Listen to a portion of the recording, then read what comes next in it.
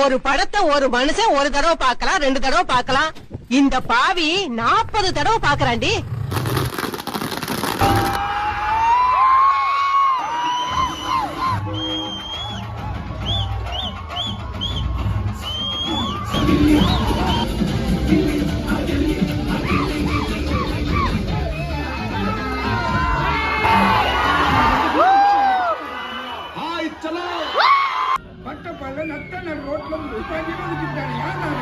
சத்தியமா அவன் இந்த ஊருக்காரங்க மட்டும் இருக்க மாட்டான்.